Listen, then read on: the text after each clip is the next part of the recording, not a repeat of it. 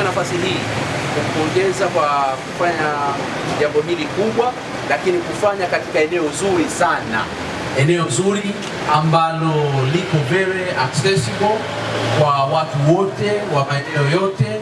Tunakaa parking hapa zinapatikana, lakini eneo ambalo linaelekezeka, linaeleweka, lakini duka kubwa, lina nafasi ya kutosha, liko eneo ambalo watu wote wanaweza kueleweshwa na wakafika. Lakini nimeingia ndani baada ya ufunguzi, nimeona items sana. Nimekuwa very interested. Nimeona costumes, nimeona singlet, nimeona tracksuit, nimeona t-shirt, nimeona shirts, nimeona trousers na nguo nyingi, caps, sandals, shoes, rubber. Vitu vyote ni vya kisasa na vinavyoendana na choice ya watu wa sasa hivi. Kwa hiyo wito wangu kwa watu wa Tanga, hususan vijana, na nikianzia tumehesabu hapa vijana tuko wengi sana, lakini hawa walioko walionizunguka hapa karibu ni wengi. Kwa hiyo sisi tuwe customer wa kwanza. Sisi tuwe customer wa kwanza.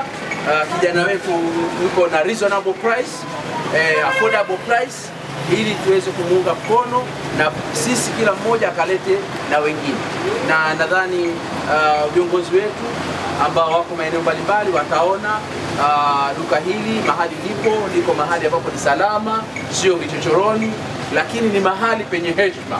Hata ukisimamisha gari yako unajulikana umeingia mahali ambapo pana reputation.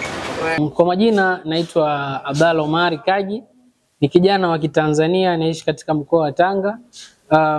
Siku ya leo tulikuwa na hafla ya kufungua duka letu jipya D7 Outfit. Ni duka la nguo za kiume, nguo tofauti tofauti za kiume. Tuna jeans, tuna t-shirts, tuna shati, tuna boxer, tuna vesti, tuna couch, tuna cargos, tuna track. Kila kitu tunacho hapa D7 Outfit, na pensi zipo za kutosha, design zote, pensi ya jeans, pensi ya kitambara, tuna miwani, tuna perfume, tuna handbags, vyote vinapatikana hapa D7 Outfit. Kwanza mimi nimpongeze mwekezaji huyu ambaye ameweza kufungua duka kubwa lakini nzuri, lakini pia lenye nguo za kisasa.